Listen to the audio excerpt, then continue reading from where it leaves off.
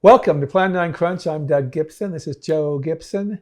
And we are talking about the movie Sinners, starring Michael B. Jordan, who plays twins Smoke and Stack. I'm just going to say something right now. Sinners is the best horror film I've seen personally since The Others more than 20 years ago. Joe, tell us why Sinners is so good. I was telling you this also. Okay, well, what it comes down to, why Sinners is such a great movie, it comes down to the direction, the writing, the acting, the theme work, soundtrack. Yeah, but there's something else. It's like six or seven movies in one. There's so many different. It's a horror film. It's a coming of age film. It's a period piece. It's a story of two brothers trying to start a business. It's a juke joint going, all right, in the deep south. It's a story of dealing with racism. It's a vampire story. It's a story of a husband and wife reuniting and a former girlfriend. I mean, it's so many different stories. How many different types of movies are there? In terms of genre, I'd say at least five, because the fantasy elements are also very important, as well as the ones you discussed already. Yeah, it's just a fantastic film. I love period pieces. I just love them. It's a musical. I mean, you got to get the Sinners CD. It's incredible, the music. It's a blend of the blues and also Irish songs and stuff like that. So Michael B. Jordan plays Smoke and Stack. They are brothers who used to live work for the mob, right? Yet they go back to the deep south. Apparently they've stolen money from the mob and they want to start a juke joint, right? And the guy they are buying this location from is clearly Klan, right? Yeah. Yeah. And so, Joe, I don't want to have to use up all the talking. So you tell me if you want to. But they gather all these people. First, Smoke goes back to his ex-wife. Not his ex-wife. He's still married, but they're estranged, right? And I they, think first Smoke recruits the Chows to have a well, they sign, get and Sammy too. Sammy's a young they get kid Sammy. who's a singer, and his father's a preacher who doesn't want him to do this. Basically, Sammy's the actual main character of the movie. It's his coming of age story, but for the first little bit, Smoke and Stack are delegating different tasks to each other, interacting with different characters, recruiting different characters for the meetup at the juke joint. And they're doing everything in a day. It's quite amazing, isn't it? So they get Cornbread, who's working in the fields with his wife, to be a bouncer. They get a guy named Delta Slim, who's an old time singer, to be one of the singers. And Smoke goes to his wife. Her name was Annie, I right? believe so, yeah. And they suffer something that plays on bigger in the film. They lost a child. Okay. He brings her to cook. And so they get everything all set up. It's quite a lot of work. They find Grace and the Chow family, Bo and Grace Chow, I think, Chow. yeah. They're Asian and they're gonna provide things there and everything. They have a daughter named Lisa. Signs, as well as Signs makes a big sign. materials and stuff. It's an interesting scene where it's Smoke, I believe. Tell me if I'm wrong.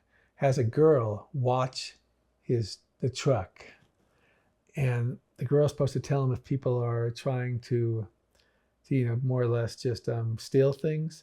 And she finds him, and he actually ends up shooting the person. He shows Whoa. a casual disregard for any kind of He's a very nuanced character, because what it comes down to is that he wants the girl to guard the truck, and he's gonna pay her for it.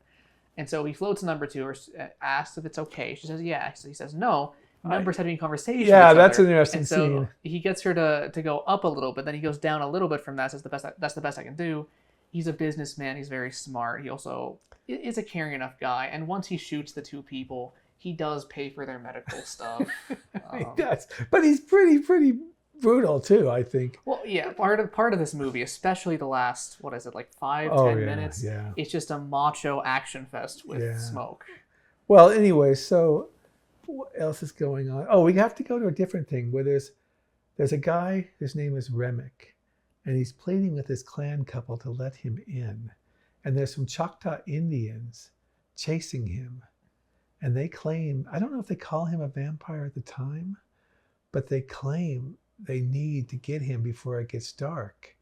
And the couple won't let them do that. The couple invite him in, much to their misfortune, because Remick is an Irish vampire.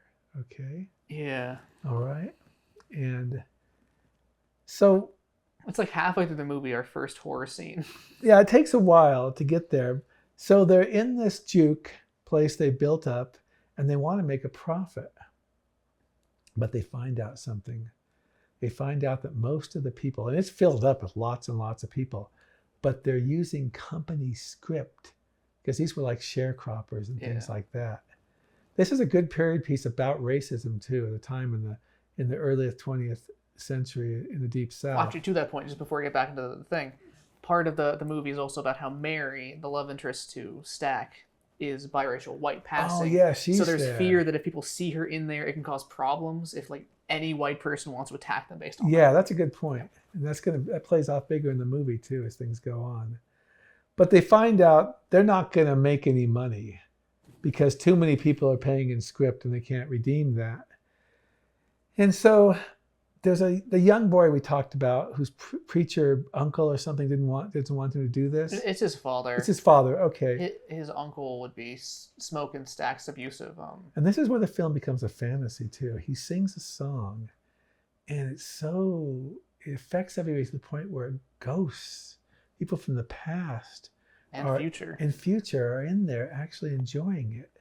But it also attracts Remick, the vampire, and of course the clan couple who are now his thrall subordinates. Yeah, these are very creepy vampires because they have this kind of niceness that brings chills to you, and they sing this beautiful Irish music in this film, and they want to come in, and is it Smoke that doesn't really trust them right away, right?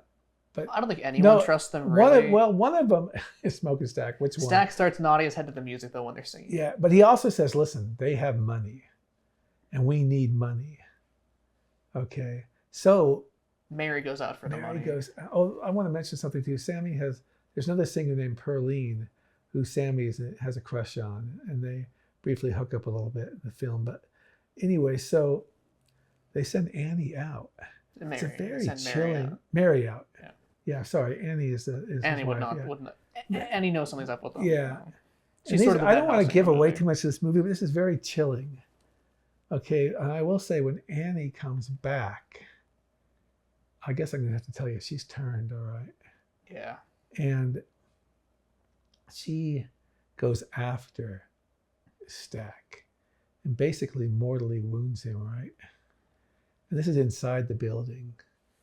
And I don't want to give too much more of this movie away. We sort of might have to. But the last half of the movie becomes, probably not the last half, maybe the last third or so, this desperate search for survival for these people who are, unfortunately, many of them left the place when the first thing started to happen. And they, of course, came into the clutches of the vampires. Yeah. One was Cornbread, the guy from the fields who was the bouncer.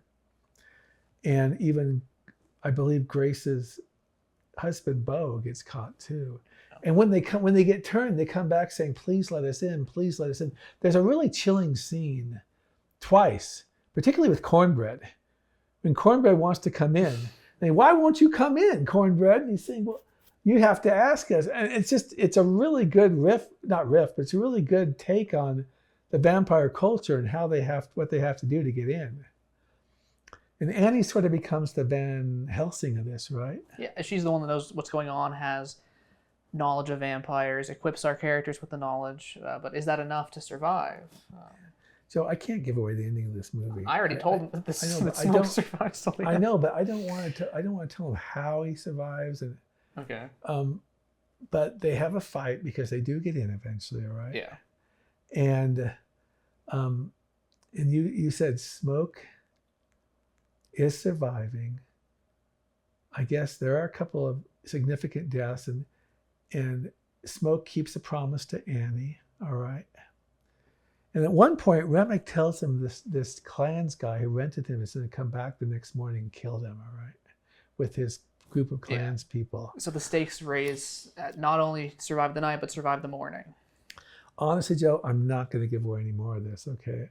I will say that it is gorgeously shot, okay? Yes.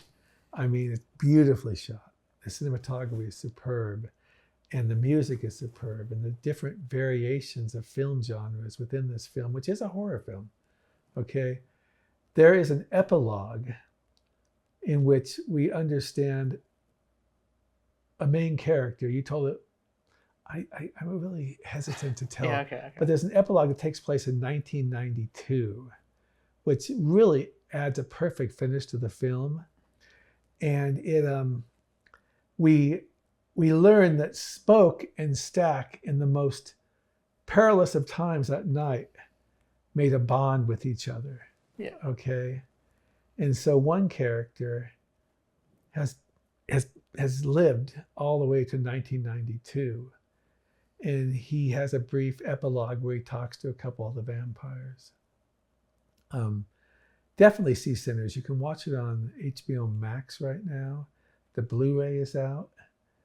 Like I said, yes, Joe, go ahead. There's still a fair bit more to talk about, but that's a good for a plot run through here. I also agree that this movie is one of the best horror movies of the decade, one of the best movies of the year, because it stands so well in the story. I think it was nominated for Best Picture, wasn't it? I don't know. We'll find out. I know it was. Oh, it was? Okay. Because I think it came out in 2024. Oh, it's 2024. Okay. We got this bit late then. Okay. That's my bad then. My thing here is that because it's an action movie, a fantasy movie, a drama movie, a coming-of-age movie, and a musical, the horror stuff isn't quite as significant here. Yeah, you're right. So like, I don't want to change your mind. You would still call it a horror movie. I wouldn't necessarily call it a horror movie. I might be wrong about being nominated because it says 2025. So maybe it will get nominated for next year. So let me yank that back. 2025 then, yeah. Yeah. I don't know that it's exactly a horror movie at its heart. For the first bit of the movie and for the actual, like, not really the climax, but the denouement of the movie, not really a horror movie. In my opinion. If this were trying to be more of a horror movie, it would probably be more of an Evil Dead kind of scenario. Though that's also a bit of a thing where those are comedy movies. It's just, I've seen you have to survive through the night in this isolated environment with your friends turning into monsters, done a lot more horrifically before, to where, for me, the focus is more on the drama here. Mm-hmm. But cooler heads will prevail in sorting into the genres. On our Xfinity On Demand, do you know what category the Rocky movies are under? No, what are they? Mystery. That's weird. That's really weird. Yeah, one thing I want to mention is that Sammy is really sought after by Remick. And it even leads to Remick putting himself as a vampire in a dangerous situation because he's so desperate to want to have Sammy. And in terms of explaining why, this music, right?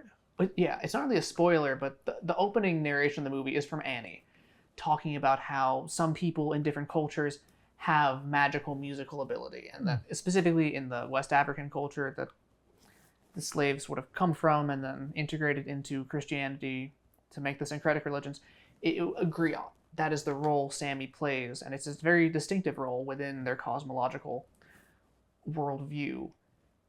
It can do good things, but also it is evident to evil people like Remick. I haven't done the most research into this. A little bit in my classes where it's come up, but not that much. I think it's important, though, to Sammy's his ultimate arc, because you sort of have Smoke and Stack as two mentors for him. And Stack's obviously the more hedonistic one.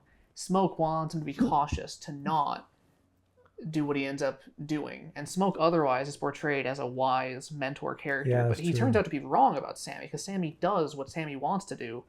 Oh, that's true. He actually threatens to kill him, I think, but I don't know if he's serious. Yeah. But, like, if you don't... How do I put this? It seems weird to have the mentor character advising the main character not to do what they end up doing, but the main character is fine when they do it. However, what it comes down to is that it's the archetype of the griot. Sammy legitimately can, in their society, do what he does without spoiling it, and ultimately come out thriving because he's a griot, and that's just the role of the griot. If you're writing the story, Sammy being a griot sort of ties your hands there. That's a good point. Yeah. I wish we could show you at least a trailer from this film, but copyright and everything. We should put a link to it, though. It's on HBO Max. Yeah, it's on in It's Blu-ray. getting a Blu-ray release, yeah. Once it gets off HBO Max, it'll probably go down to Netflix. I think it'll be on a long time. And I think you can rent it if you have other places. Prime might acquire it. Now, actually, I do have one kind of quibble with the movie from like a... Sure, tell me. This is kind of a weird thing to bring up, but I hope this makes sense. When you die, when human beings die, how did I write this down in my notes? One of the first things that will happen is full bowel and bladder evacuation.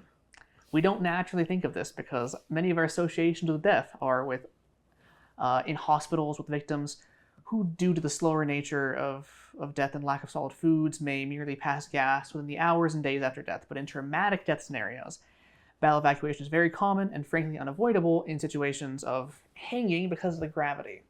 Now, Mary, when she goes out there, as we've already mentioned, she gets turned, but specifically, after she's turning away from Remick and the others, you sort of see Remick start to levitate, meaning that when he were to bite her, we see it's sort of on the shoulder neck area. Yeah. She would be levitating in the air, hanging, which means that so they're eating and drinking. I just think they're exercising artistic license. Okay, but here's the thing.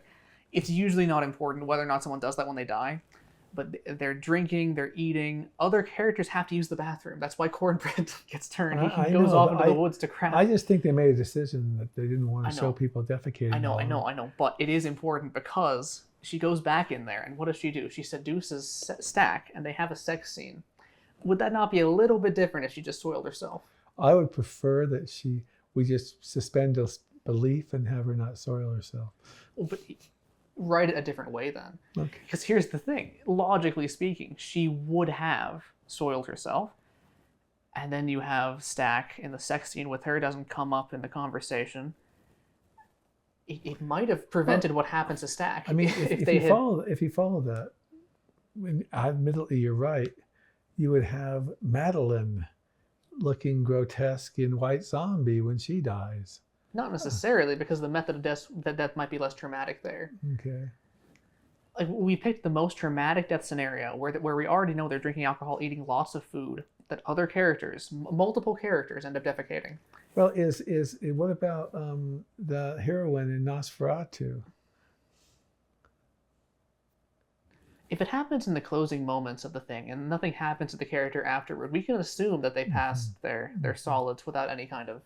I just think they're using artistic license. They are. It never comes up in any other story, generally speaking, that happens. But when it's relevant, it's relevant. I don't know if I'm making sense here. It's probably better of an argument to make it in print. But yeah. No, it is a shocking scene when Mary turns on Stack. That's a very shocking scene in the movie. Well, I think we urge you to go see Sinners. You know, it's a great film. That's why we wanted to take some time to talk about it. And I think I've seen it 3 times. Have you seen it 3 times now? I think so, yeah. All right. Well, I'm going to say we're Plan 9 Crunch, and we're growing. So give us a subscribe at YouTube. And you can watch our blog. Read our blog at plan9crunch.com. And on TikTok, you can like us. And also on Facebook, where it's called Plan 9 Crunch Podcast and Blog. And I'm Doug Gibson. It's Joe Gibson. And that's a wrap.